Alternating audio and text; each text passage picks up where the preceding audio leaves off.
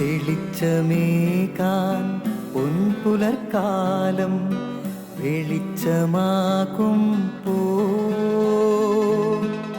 നുറുങ്ങുവെട്ടം പക്ഷിപരാഗം തെളിച്ചു കാട്ടും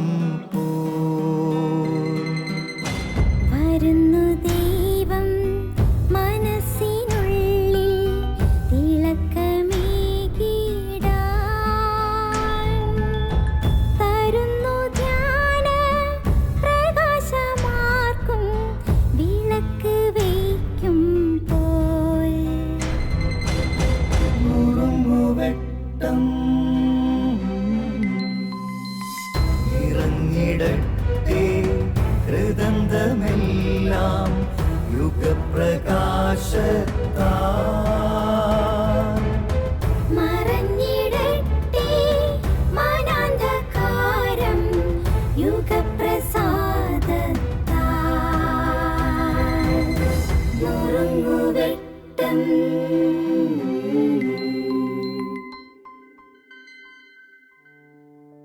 സ്നേഹമുള്ളവരെ, സങ്കീർത്തന പുസ്തകത്തിൽ 40-ാം അധ്യായം ആരംഭിക്കുന്ന ഇങ്ങനെയാണ്: ഞാൻ കർത്താവിന് വേണ്ടി കാത്തിരുന്നു, അവിടുന്ന് എൻ്റെ അരികിലേക്ക് വന്നു.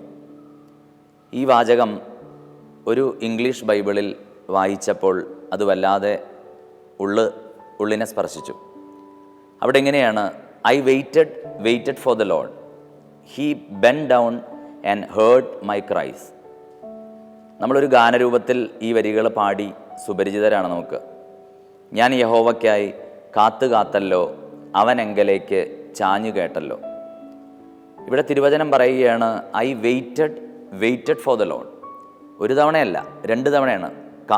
ആ യഹോവയ്ക്ക് വേണ്ടി കാത്തിരിക്കുകയാണ്.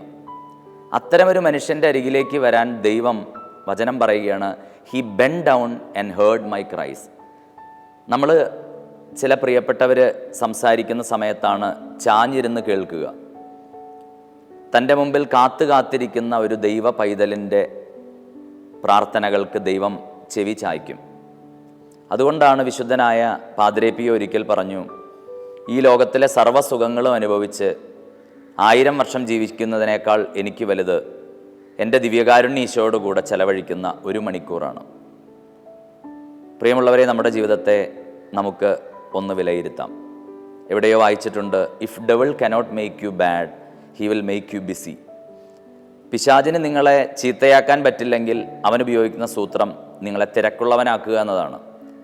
ദൈവത്തോടു കൂടെ ഇരിക്കാൻ, ചെവി ചായ്ച്ച് നീ പറയുന്നത് കേൾക്കാൻ കൊതിക്കുന്ന ഈശോയുടെ തിരുഹൃദയത്തോട് ചേർന്നിരിക്കാൻ കഴിയാത്ത വിധം നമ്മുടെ ജീവിതത്തിലെ ഈ വ്യഗ്രതകൾ, ഈ തിരക്ക് എന്തിനാണ്?